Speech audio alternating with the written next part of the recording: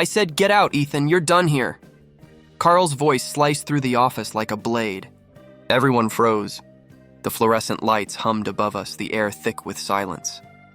I swallowed hard. "I just needed one more week to finish the report." He slammed his hand on the desk. "One more week? You've been dragging that project for a month. You're wasting company time!" "I'm not wasting—" He stood up, his face red with rage. "You think I hired you because you're special? You're here because your mother begged me to give you a job." The room went quiet. My stomach turned.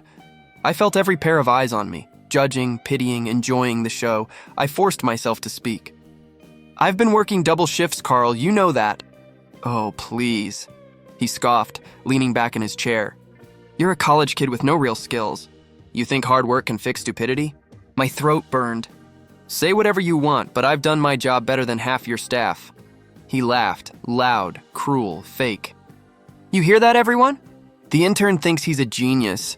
He looked around, smiling at the small crowd. "Maybe I should let him run the company." No one laughed. Not even Tina at the front desk, who usually smiled through anything. "Carl, please," I said quietly. "I just need time. You know, my tuition's due next week. I can't lose this job." He grabbed a pen and scribbled something on paper. "Then consider this your notice." He shoved it toward me. "You're fired." I stared at the paper, trying to breathe. "You're really doing this?" He smirked. "You'll thank me one day. Maybe it'll teach you that not everyone's built for success." I clenched my fists. "You're not firing me because I'm bad at my job. You're firing me because you can." "Exactly," he said coldly. "Welcome to the real world." For a moment, I thought my mom would speak up. She stood in the corner, hands clasped, eyes darting between us. But she said nothing. "Mom," I whispered. "Are you going to say something?" She opened her mouth, then closed it. "Ethan, maybe you should just what?" I snapped. "Let him humiliate me again?" Carl chuckled. "Don't blame your mother for your failure, boy. She's not the one who couldn't handle an internship. That was it." I grabbed my bag. "You're right, Carl, you did me a favor. One day I'll make sure you regret it," he smirked. Big words from a kid who can't even pay rent. I turned to leave, but Tina stopped me near the door. Her eyes softened. "Ethan, I'm sorry. You didn't deserve that." "It's fine," I said, though my voice trembled. "Guess this is what failure feels like?" She shook her head. "No, this is what fear looks like. He's scared of you becoming better than him." I gave her a weak smile. "Thanks, Tina." As I stepped out, I heard Carl mutter behind me. "He'll come crawling back in a week." Outside, the air felt colder than usual. The glass doors reflected my face, red, angry, humiliated. I stood there, trying not to cry. I walked to the bus stop in silence, replaying his words over and over. "You'll never make it, kid." They echoed like poison. When I got home that night, Mom was already there. She tried to talk, but I couldn't look at her. "Ethan, please," she said softly. "You know how Carl gets when he's under pressure." "Pressure?" I laughed bitterly. "He fired me in front of everyone. Do you have any idea how that felt?" She bit her lip. "I told him not to, but you didn't stop him." Her eyes filled with tears. "He's my husband." "You know how hard—" I cut her off. "Yeah, I do. It's always hard for you, isn't it? Always easier to stay quiet." "Ethan," I grabbed my jacket. "Don't. I just need to breathe." I stepped outside again under the flickering streetlight. The wind carried the faint sound of laughter from the bar down the street. I shoved my hands into my pockets and walked until my legs ached. Every word he'd said replayed in my head like a broken record. "You're nothing. You'll thank me later. Welcome to the real world." I stopped at the edge of the bridge and looked down at the river. The city lights shimmered across the water. Somewhere deep inside, something shifted. Maybe he was right about one thing. This was the real world. Cold, unforgiving, brutal. But I wasn't done. Not yet, I took a deep breath. "One day," I whispered to myself, "I'll come back. And when I do, he'll know exactly who I became." My phone buzzed. A message from Tina. "Keep your head up, Ethan. People like him don't stay on top forever." I smiled faintly. "We'll see about that," I murmured, staring at the skyline. That night, I couldn't sleep. The humiliation burned too deep. But beneath the pain, a strange fire started to grow. Small, fierce, unstoppable. He thought he'd broken me, He didn't know he'd just created the man who'd one day own everything he ever built. "Hey, Ethan, you gonna sleep or keep typing till sunrise again?" Ryan's voice echoed from across our cramped apartment. He was sprawled on the couch, half asleep, laptop balanced on his chest. "I'll sleep when this code runs without crashing," I muttered, rubbing my eyes. "Until then, caffeine's my best friend." "You've said that for 3 nights straight," he groaned. "At this point, coffee's your blood type." "Then it's the only thing keeping me alive," I said, forcing a laugh. The truth was I couldn't stop. Not after failing once. Not after Carl's voice kept replaying in my head. "You'll never make it, kid." Ryan looked at me seriously. "You still thinking about him?" "I'm thinking about not becoming him," I said quietly. "He used to tell me success was about control. I'm going to prove it's about creation." He nodded. "That's deep. Write that down before the sleep deprivation deletes it," I smirked. "You talk too much for someone who hasn't fixed a single line of code tonight." "Correction," he said, pointing at the screen. "I fixed your logic error an hour ago." "You're welcome," I sighed. "Yeah, thanks. Guess we're both disasters in progress." Ryan sat up, his tone softening. "Ethan, what are we really building here? A product or revenge?" I paused, staring at the half-finished interface on the screen. "Both," I admitted. "I want to create something that makes people like him irrelevant." He grinned. "Then let's make sure it actually works." That night, as the city outside flickered with neon and noise, we worked until the sun rose.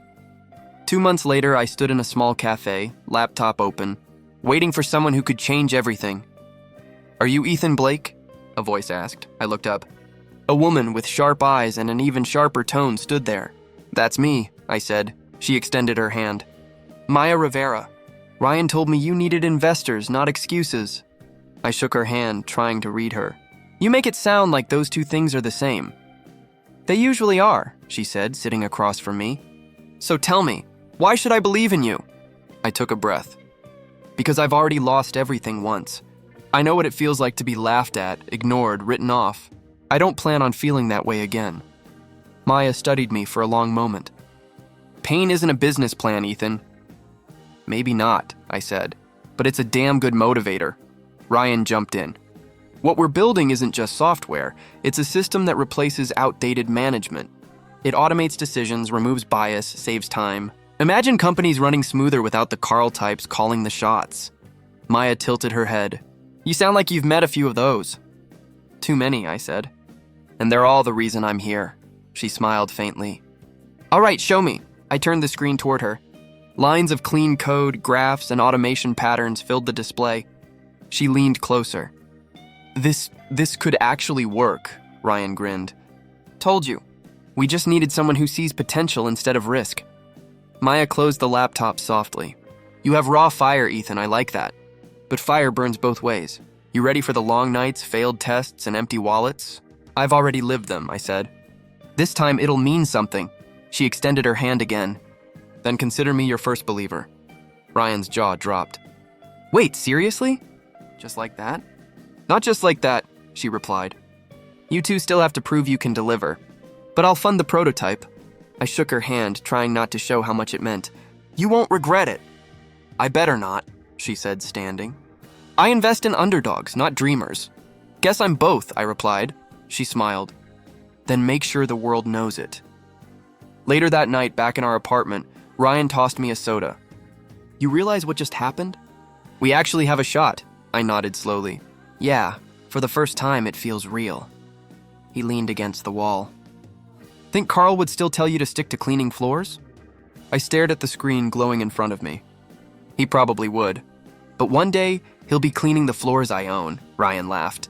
"You sound like a villain." "Maybe I'm just tired of being the victim," I said. He raised his can. "To revenge-coded success." I raised mine. "To the road nobody saw." The cans clinked, and for the first time in years, I felt a flicker of hope stronger than the pain that built it. "Ryan, tell me that's not smoke coming out of the server again." He looked up from the corner of the apartment, half buried under cables. "Relax, it's not smoke. It's just electrical ambition." "That's what you said last week before the router exploded," I muttered, fanning the air. He grinned. "That was an innovation test. This one's under control. The room looked more like a scrapyard than a startup. Old laptops, pizza boxes, and half-finished circuit boards cluttered every inch of space. Our neighbors thought we were running some illegal operation. Maybe we were, illegally chasing dreams. I stretched my sore back. You know what's funny? Carl used to say real companies don't start in basements, Ryan smirked.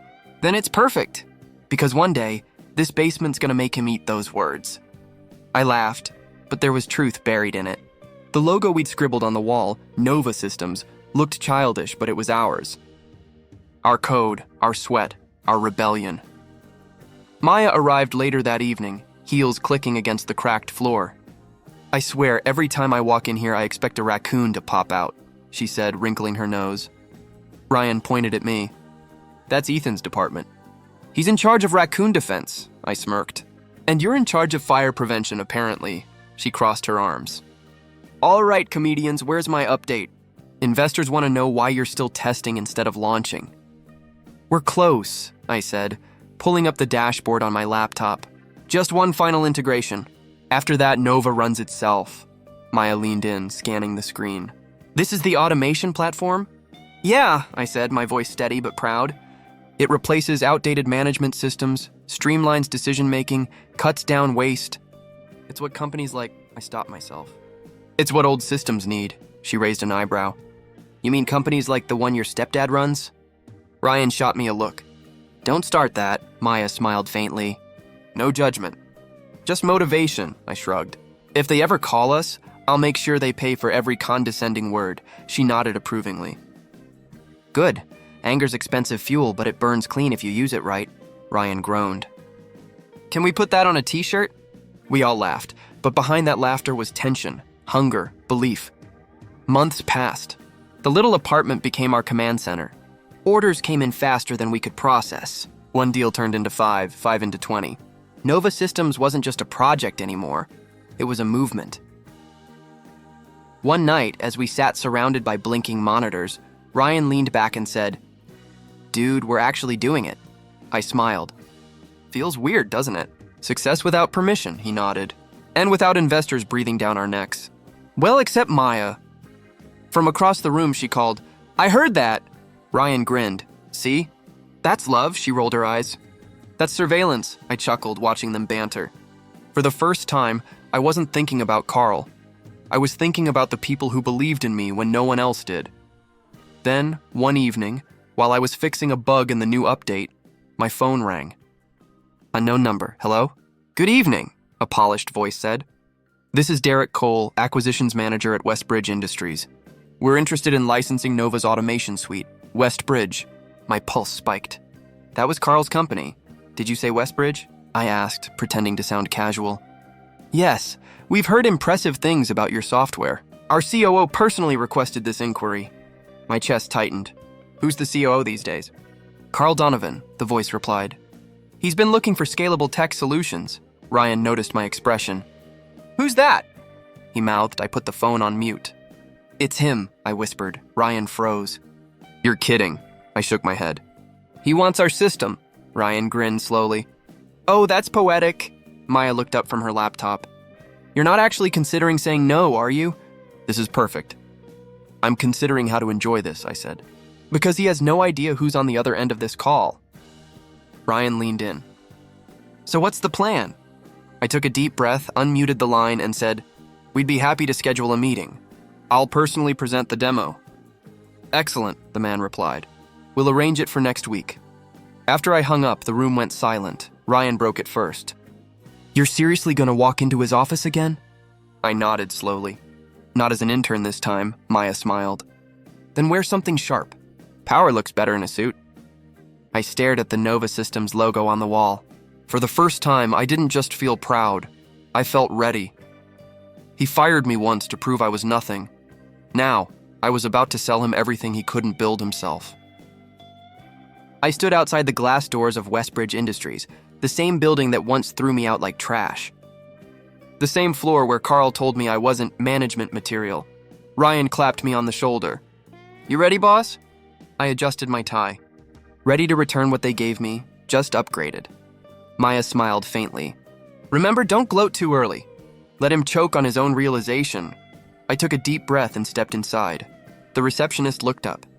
"Welcome to Westbridge. Do you have an appointment?" "Yeah," I said, handing her the card. "Meeting with Carl Donovan.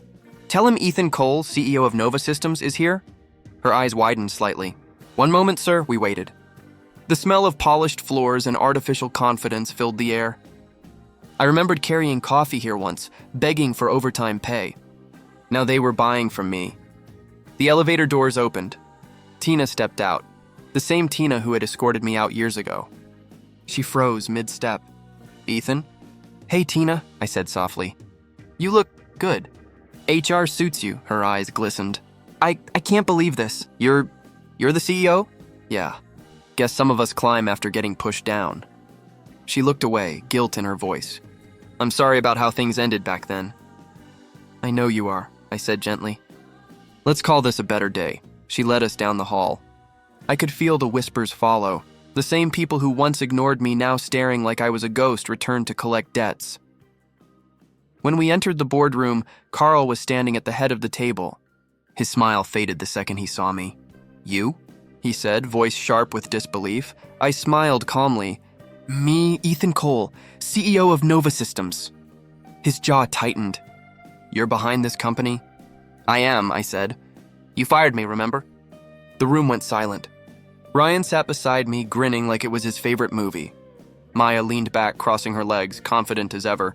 Carl cleared his throat. "Well, I suppose congratulations are in order. Impressive turnaround." "Thanks," I said. "I figured if I couldn't work for innovation, I'd build it myself." He forced a laugh. "You always had big dreams. Glad to see you found a place for them." "Yeah," I said, leaning forward. Turns out the basement was a good starting point. A few managers exchanged nervous glances. Carl shifted uncomfortably. "Let's talk business." "Sure," I said. "You're looking to integrate Nova's automation into your infrastructure, correct?" "That's right," he said, trying to sound in control. "Our company is expanding globally. We need efficiency." "Interesting," I replied. "Because last time I worked here, you said automation was a waste of time and imagination." Carl's lips tightened. "People change." "So do systems," I said. Ryan slid the proposal across the table. "You'll find our licensing terms fair, considering history."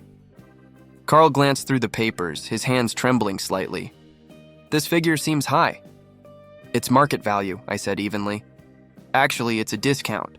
Nostalgia bonus," Maya added. "If you prefer, we can sell it to your competitors." They've been quite eager. Carl looked at her, then back at me. "You think you can corner me into a deal?" I met his eyes. "No, I think you've already cornered yourself. I'm just here to draw the line." The air thickened. Every person in that room felt it. The weight of reversal, the silent justice hanging between us. Tina cleared her throat. "Mr. Donovan, the integration would save over 20% in operational costs. It's the logical move." He glared at her, then sighed. "Fine, you'll have your deal." "Not mine," I corrected. "Ours," he didn't respond. Just signed the papers, each stroke of his pen heavier than the last. When it was done, I stood up. "Pleasure doing business, Carl." He didn't look up. "Don't get used to this. Every empire falls eventually," I smiled. "Then you know how it feels." Ryan almost choked, trying not to laugh. Maya just stood, collected, radiating quiet triumph. As we left the room, Tina followed us to the elevator. "Ethan, what you did in there, I didn't do it to humiliate him," I said softly. "I did it to remind him that people don't stay buried forever," she nodded. "Still, you handled it better than most would." "I had enough time in the basement to learn patience," I said. When the elevator doors closed, Ryan finally burst out laughing. "Bro, did you see his face? I swear he was one blink away from fainting." Maya grinned. "You enjoyed that a little too much," he shrugged. "Hey, poetic justice deserves applause," I exhaled slowly. "You know what the best part is? He doesn't even realize that signing this contract gives us access to his entire back-end system. We'll see everything he's been hiding." Ryan raised an eyebrow. "You planning something?" "Not yet," I said, staring at the reflection in the elevator mirror. "But if karma needs a little help, I'll be there." Maya smiled knowingly. "Just remember, revenge tastes better when it's earned, not rushed," I nodded. "Then I'll let success do the talking." As we stepped out into the city light, the glass building behind us gleamed like it was bowing to the new order. Carl had built his empire on pride. Now, it depended on me. The weeks after the deal felt strangely calm. Carl's company and mine worked side by side, though we lived on opposite ends of power. Ryan leaned over one morning, laptop open. "You seeing this? He's rerouting project funds into some private accounts." I nodded slowly. "Yeah, I've been watching the numbers. He's doing it under marketing expenses." "Classic move," Maya crossed her arms. "You're not planning to expose him, are you?" I shrugged. "I don't need to.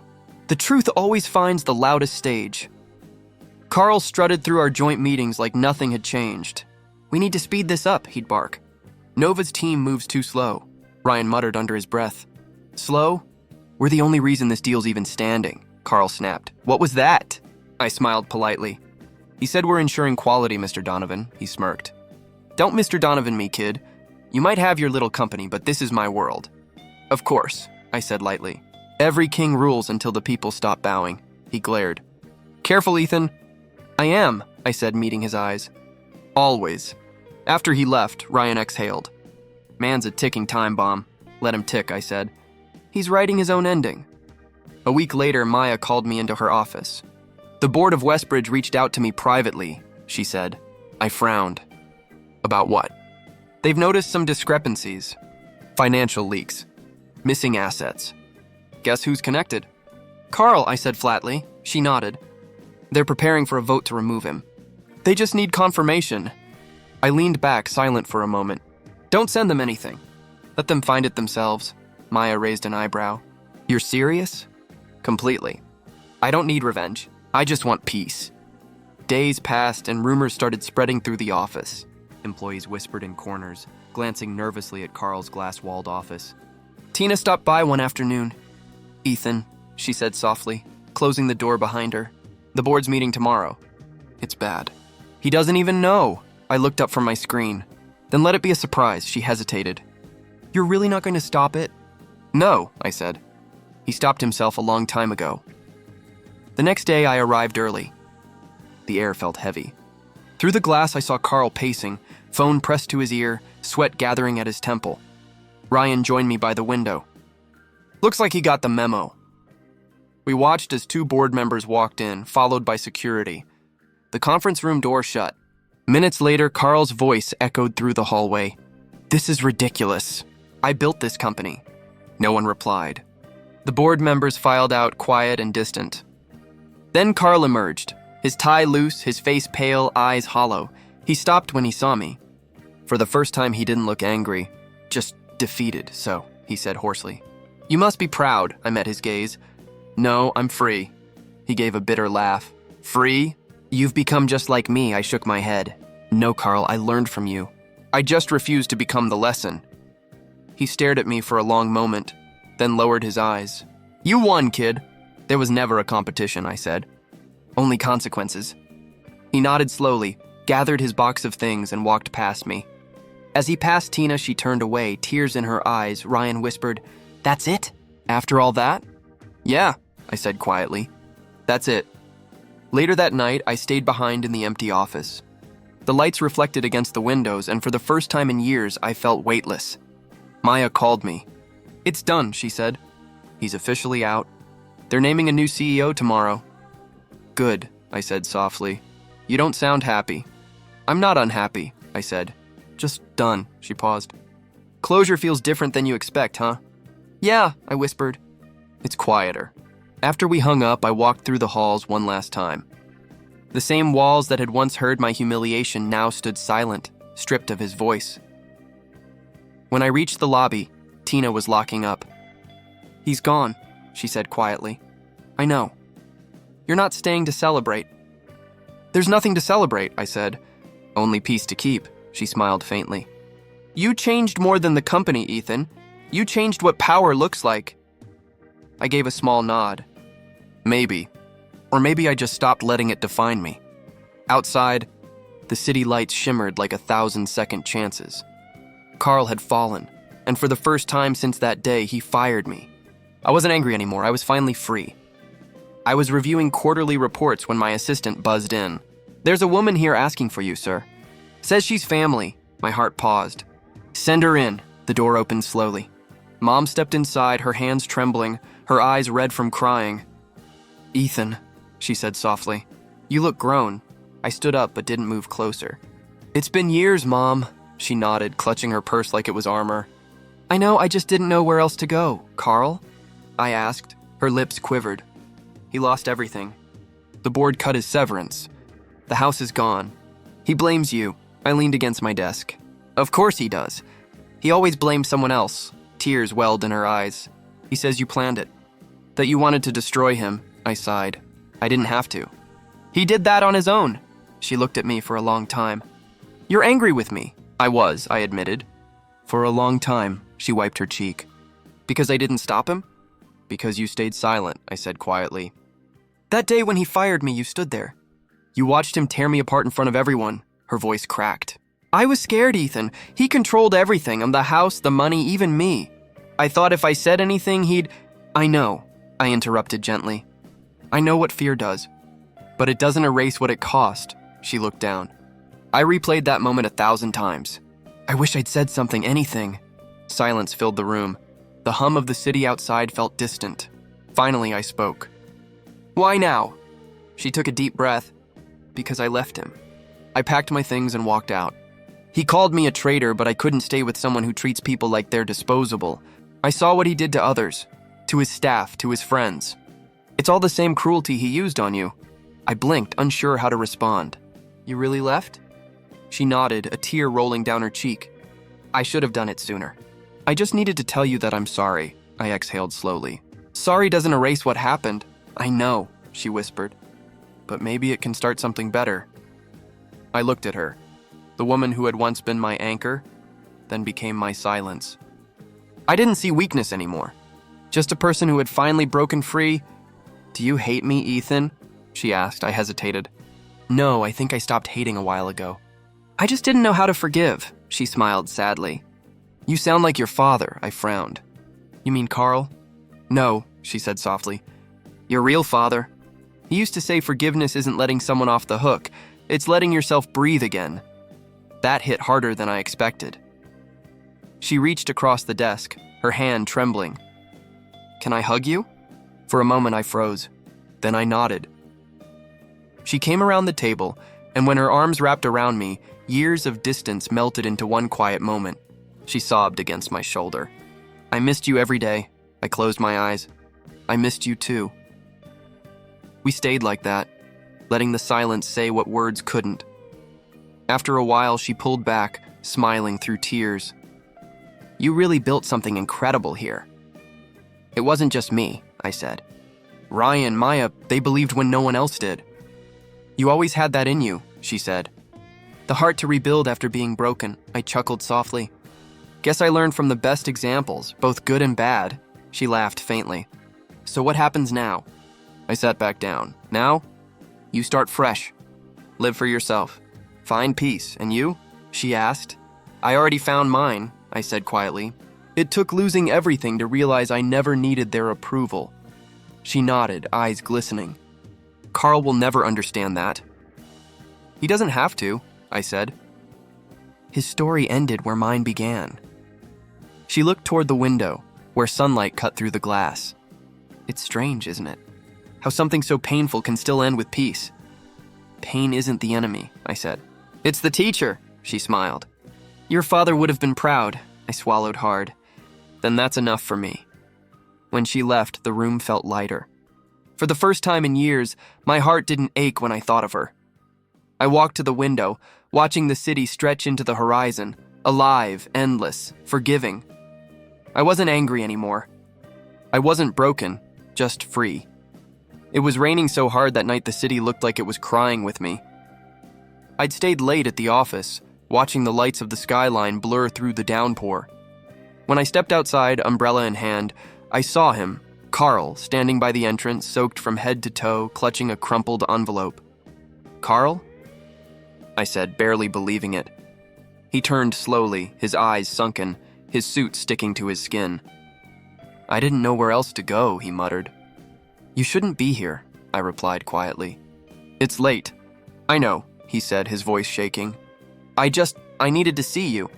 To say something, I hesitated.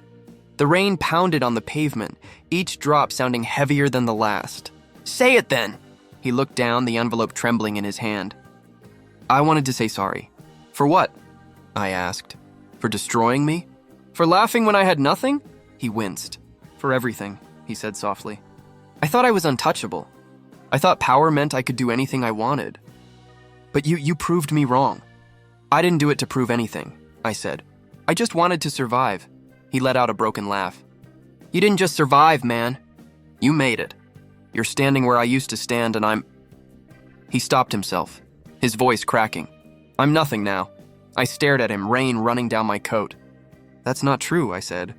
You still have a chance to change. He shook his head. No, people don't forgive men like me. They just wait to see me fall.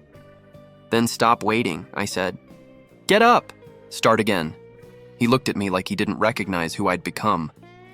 You sound like someone I used to respect, he murmured. Someone I destroyed. Yeah, I said. You did. The silence between us stretched, broken only by the storm. He finally extended the envelope toward me. It's a letter, he said. I wrote it after the board took everything. I didn't know if I'd ever have the courage to give it to you. I took it, the paper damp and wrinkled. What's in it? Regret, he whispered. And maybe gratitude. You were right. You made it. I didn't. I studied his face. He wasn't the same man I once feared. His arrogance was gone, replaced by something raw, almost human. You think success is what this is about? I asked. You think money or power changes what we did to each other? He looked down. No, I think pain does. Something in me softened then. Not forgiveness, not yet, but understanding. Carl, I said quietly, I don't hate you anymore. He blinked, surprised. You don't? I used to, I admitted. But hate keeps you tied to the same pain that broke you. I moved on. That's how I made it, he gave a weak smile. You're stronger than I ever was. No, I said. I just learned how to fall and get back up. He stepped back, shivering. I'll go. I needed to say it. Needed you to know I see it now. The way I treated you, the way I treated everyone. I nodded slowly. Then maybe that's enough. He looked at me one last time, eyes hollow yet searching. You won, didn't you? He said. I shook my head. No, Carl. I just stopped losing. For a long moment we stood there, two men who had once been enemies, now just people trying to live with their mistakes. I could have turned away sooner, but something held me there, the image of what we'd both become. Finally, I said, I made it because you didn't believe I could. His shoulders slumped. Guess I was wrong about a lot of things. Yeah, I said quietly. So was I. I turned, stepping into the rain. Behind me, I heard him whisper something. Maybe my name, maybe goodbye. I didn't look back. The city swallowed the sound. As I walked away, the letter in my hand grew heavier with every step. Not because of the words inside, but because of what they meant. Sometimes victory doesn't roar. It just whispers, you're free.